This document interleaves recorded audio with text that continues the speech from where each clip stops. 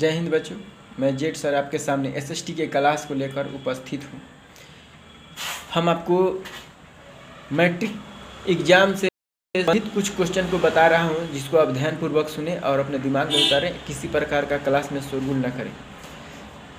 सवाल ये है कि राजनीतिक दल की क्या चुनौतियाँ हैं। ये पॉलिटिकल साइंस का क्वेश्चन है। राजनीतिक दल का बहुत चुनौतियाँ हैं, क्योंकि राजनीतिक दल हमारे देश में शासन चलाने का काम करते हैं। जितने भी लोकतांत्रिक देश है, सभी देशों में राजनीतिक दल ही शासन चलाने का काम करते हैं, अतः उनको अनेक चुनौतियों का सामना करना पड़ता है। नेताओं की अयोग्यता, ये सबसे बड़ी, किसी भी राजनीतिक दल का सबसे बड़ा चुनौती है नेताओं की अयोग्यता। नेताओं का अशिक्षित होना, धर्म विशेष की प्रधानता देना, ये सबसे बड़ा चुनौती है। धर्म विशेष की प्रधानता देना, किसी धर्म को लेकर बढ़ चढ़ कर बातें करना, ये सब क्या है, सबसे बड़ा क्या है, चुनौती है। दूसरी है वंशवाद। इसके अतिरिक्त और भी जो कारण है वह क्या है, वंशवाद, यह सबसे बड़ी चुनौती है। वंशवाद, खानदान दर खानदान, खानदान दर खानदान, एक ही परिवार के लोग प्रधानमंत्री, मुख्यमंत्री में बहुत सारे पदों पर हैं, जो एक लोकतंत्र के लिए भी चुनौती है और राजनीतिक दल के लिए भी चुनौती है कि इससे कैसे बचा जाए, कैसे निपटा जाए और अन्य नेताओं को किस प्रकार का अवसर दिया जाए कि उनको दिल में ठेस ना पहुँचे कि ये खानदान के लोग हम लोग भी जीत कर आते हैं इलेक्शन, ये लोग खानदान दर खानदान मुख्यमंत्री, प्रधानमंत्री बने रहते हैं और भी पदों पर सेलेक्ट रहते हैं। और जो मुख्य क्या कहते हैं उसकी चुनौतियां हैं, वह है नेताओं की भ्रष्ट होना। राजनीतिक दल में तो एक से अधिक नेता शामिल होते हैं, इसमें इतने न ज़्यादा भ्रष्ट होते हैं कि किसको निकाला जाए, किसको रखा जाए, यह सबसे बड़ा चुनौती बन जाता है। नेताओं का अपराधी होना, हमारे देश में तो पूछिए मत, इतने अगर लोकसभा और राज्यसभा दोनों सीटों का और विधानसभा तीनों सीटों के अगर हम नेताओं की बात करें तो अगर झाड़ू मार कर साफ किया जाए तो पता चलेगा कि परसेंटेज नेता पर कोई न किसी प्रकार का मुकदमा दर्ज है। ठीक है, अब वैसे नेताओं को देश चलाने का भाग दिया जाता है। ऐसे नेताओं को देश चलाने का, देश का विकास के बारे में सोचने का, जनता की किस तरह से डेवलप करेगी, मेरा देश किस तरह से डेवलप करेगा, ये सोचने का अधिकार एक समझिए कि वो क्या कहते हैं, क्रिमिनल को दिया जाता है, जिसके ऊपर कई प्रकार के आपराधिक मामले दर्ज हैं। सोच सकते हैं कि हमारा लोकतंत्र के भी दोष है। और यह राजनीतिक दल के लिए जनता का अशिक्षित होना, राजनीतिक दल को जीतने के लिए और सरकार बनाने के लिए वोट की जरूरत होती है। अब वोट देने वाली हमारे देश की जनता अनपढ़ है। परसेंटेज जनता जो है वो लुभावनी बातों पर ज़्यादा विश्वास करती है, अनपढ़ है, हकीकत तक जाती नहीं है, ना तो उसको राजनीति का ज्ञान है और ना ही उसको संविधान का ज्ञान है। वह यह देखती है कि किस धर्म के बारे में लोग क्या बक रहे हैं, धार्मिक उत्पन्ना में पढ़कर, धार्मिक क्या कहते हैं उसको, बहकावे में पढ़कर के जीवन खराब कर लेते हैं और एक दूसरे के विरुद्ध हो जाते हैं, एक दूसरे को मार काट कर लेते हैं, दंगा फसाद सब कर लेते हैं। तो इसमें नेताओं का भी सबसे बड़ा हाथ होता है, क्योंकि जो भी दंगा होता है, जब तक नेता या बड़ा कोई ऑफिसर उसमें संलिप्त नहीं होगा, ये घटना नहीं घट सकती है। इतना तो क्लियर है। नेताओं के एकता का अभाव, ये सबसे बड़ा चुनौती है किसी राजनीतिक दल के लिए। अगर नेताओं में फूट पड़ गया तो फिर समझिए कि क्या दल का गठन टूटेगा या उसकी बर्बादी होना तय है। उसके बाद है जातिवाद की सबसे बड़ी समस्या है। वोट लेने के लिए अनेक जातियों का विशेष ध्यान रखना पड़ता है, यह एक बड़ी समस्या है। किस जाति को हम क्या सुविधा दें, किसके लिए हम कौन सी योजना लागू करें, यह राजनीतिक दल की एक बहुत बड़ी समस्या है। कि अगर जाति विशेष का हम ध्यान रखेंगे तो अगली बार हमारा क्या होगा, इलेक्शन में पत्ता साफ हो जाएगा। इसलिए यह एक बहुत बड़ी समस्या है। आइए समवर्ती सूची के बारे में बताएं। राज्य सरकार और केंद्र सरकार, दोनों सरकार को अपना अपना कानून बनाने का अधिकार होता है। इसी से रिलेटेड उसको समवर्ती सूची और राज्य सूची में विभाजित किया गया है। तो अब देखिए समवर्ती सूची है क्या, हमारे संविधान के अनुसार केंद्र और राज्य दोनों सरकारों को कानून बनाने का जो अधिकार प्राप्त है, उस सूची, जिस कानून मैंने जिस सूची के अंतर्गत प्राप्त है, उस सूची को हम लोग क्या कहते हैं, समवर्ती सूची कहते हैं। और राज्य दोनों सरकार कानून बनाती है और उसी विषय पर 8वीं अनुसूची में शामिल किया गया है। इसमें दोनों सरकारें मिलकर, राज्य और केंद्र दोनों सरकार कानून बना सकती हैं। यह संविधान के 8वीं अनुसूची में इसको शामिल किया गया है। सूचना का अधिकार क्या है, सूचना का अधिकार क्या है? सूचना का अधिकार एक ऐसा अधिकार है, ये क्वेश्चन पूछता है कि सूचना का अधिकार क्या है। बहुत बार मैट्रिक एग्जाम में पूछ चुका है, इसलिए आप सावधानी पूर्वक सुनिए, मेरे बात को समझने की कोशिश कीजिए। नहीं समझ में आए तो आप अपनी जगह से खड़ा होइए और कमेंट कीजिए। कभी कभी दूर दराज के बच्चे फ़ोन करते हैं, कहते हैं सर, और कमेंट में भी कहते हैं कि सर ये बात समझ नहीं, वो बात समझ में नहीं। तो नहीं आई तो मेरे भाई कम से कम कमेंट में बताइए, और उससे ना हो तो कम से कम फ़ोन करके बताइए। जो लोग ऑनलाइन है, दूर से पढ़ने वाले हैं, जो ऑफलाइन है, उनके लिए तो कोई दिक्कत है ही नहीं, वो तो डायरेक्ट पूछ सकते हैं। आइए हम बता रहे हैं सूचना का अधिकार क्या है। सूचना का अधिकार को 2005 में भारत सरकार ने बनाया।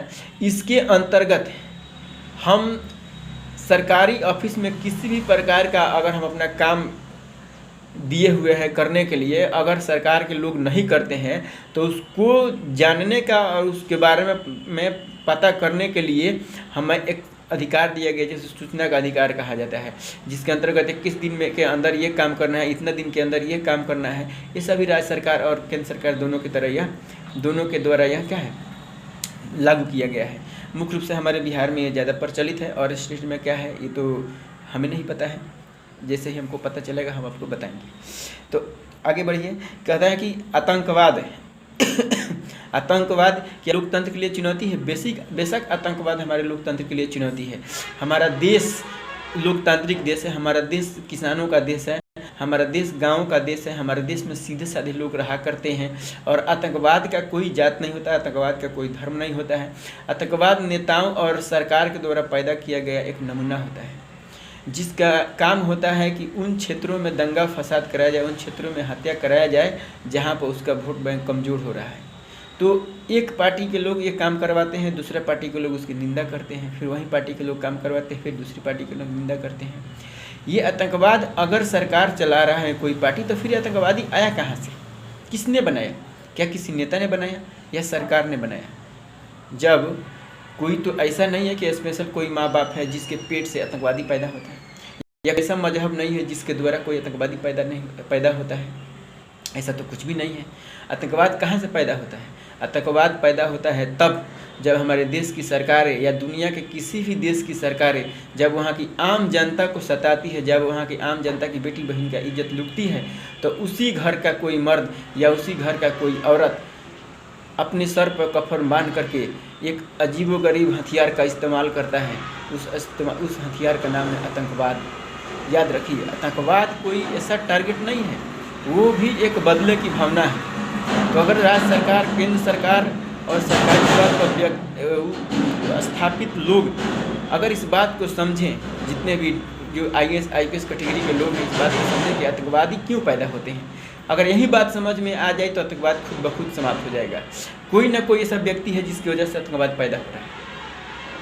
एकदम जब किसी माँ के पेट से स्पेशल कोई आतंकवादी पैदा नहीं होता है, तो कोई ना जो उसको सता रहा है, कोई ना कोई है जो 2 वक्त की रोटी के लिए तड़प रहे बच्चों को उठाकर गलत रास्ते पर फेंक रहा है। जब हम उसको अच्छी शिक्षा नहीं देंगे, जब उसको अच्छा ज्ञान नहीं देंगे, जब उसको हम धार्मिक बातों को नहीं सिखाएंगे कि धर्म क्या होता है, अधर्म क्या होता है, तो बच्चा आतंकवादी बनेगा। तो आतंकवाद क्या होता है ना, देश के लिए तो चुनौती ऑलरेडी हो जाती है, क्योंकि लोकतंत्र जनता पर निर्भर है। जनता ही जब शांति से नहीं रहेगी तो लोकतंत्र बर्बाद होगा ही नहीं। केंद्र हो चाहे राज्य हो, किसी के न किसी की सरकार गिरना ही है। इसलिए आतंकवाद क्या है, लोकतंत्र के लिए एक चुनौती है। आ जाइए उसके बाद क्या है, अगला जो क्वेश्चन है, कभी कभी पूछ देता है कि लोकतंत्र है क्या चीज़। ये भी एक बहुत बारीक बात है। तो लोकतंत्र जो है वह जनता के लिए, जनता द्वारा जनता का शासन है। ये अब्राहम लिंकन साहब ने कहा था, जो अमेरिका के राष्ट्रपति थे। उन्होंने कहा था, यह परिभाषा दिया था, यह डिफिनीशन दिया था कि लोकतंत्र जनता के लिए, जनता द्वारा जनता का शासन है। तो उसी पर किसी टीचर ने कहा कि लोकतंत्र गधों के लिए, गधों द्वारा गधों का शासन है। अब सोचिए कि इसके पीछे रीजन क्या है। एक नेता कहता है कि पेड़ हिला दो ये बीमारी भाग जाएगी, कोई नेता कहता है कि चिड़िया उड़ा दो तुम्हारा ये काम हो जाएगा। मतलब कि इस भारत देश में अंधविश्वास का खेल प्राचीन काल से लेके आज तक खेला जा रहा है, और यहाँ की जनता उस पर विश्वास कर रही है। नेताओं के प्रलोभन में, नेताओं के मन बहकावे बातों में पड़ जाती है। उनको किताबों से कोई लगाव नहीं है, उनको ज्ञानी लोगों से कोई लगाव नहीं है, वो अपने ज्ञान के लिए नेताओं पर निर्भर है, वो अपने ज्ञान के लिए न्यूज़ पर निर्भर है, जो न्यूज़ वाले नेताओं के चंगुल में फंसकर उनके द्वारा बताए गई बातों को ही बताते हैं, क्योंकि उनके ऊपर भी सरकार का दबाव रहता है, सटीक बात तो बता नहीं सकते। तो इसलिए आप लोग जब भी कोई विवादित बात हो, जब भी कोई मतलब अजीब टाइप का अगर कोई क्वेश्चन दिमाग में उठ रहा है, तो उसके लिए आप किसी बुद्धिजीवी व्यक्ति के पास जाएं, आप किसी टीचर के पास जाएं, आप किसी प्रोफेसर के पास जाएं और उससे इस बात पर डिस्कशन करें कि व्हाट इज़ दिस, यह है क्या चीज़। तो उस तरह से लोकतंत्र जो है ना, जनता के लिए, जनता द्वारा जनता का शासन है। अब्राहम लिंकन ने सही कहा था। लेकिन मुख्य रूप से कहें तो लोकतंत्र जो है ना, वह जनता का शासन है। एक ज़माना था जब राजाओं का खानदान दर खानदान शासन चला करता था और खानदानी दर खानदानी आने वाले राजा अयोग्य होते थे, देश चलाने के काबिल नहीं थे, राज्य चलाने के काबिल नहीं थे और उनको खानदानी दर खानदानी बने रहना पड़ता था। और वो इतना क्रूर होते थे कि ना तो जनता उसको चुनकर गद्दी पर बैठाती थी, न ही उस जनता उसको उतार कर जीवन नीचे रख सकती थी।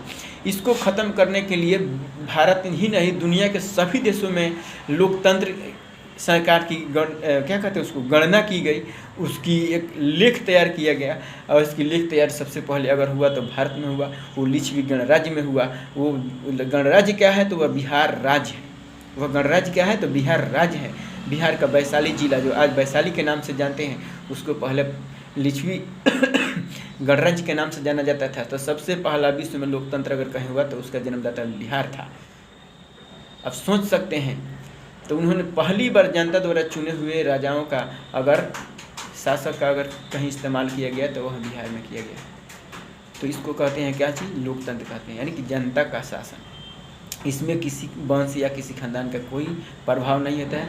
प्रत्येक 5 साल का अवसर दिया जाता है। अगर कोई भी नेता या कोई भी पार्टी काम करने में असफल होती है तो उसको सीधे शासन से उठाकर फेंक दिया जाएगा, उसे शासन से उठाकर फेंक दिया जाएगा। यही लोकतंत्र की सबसे बड़ी मजबूती है।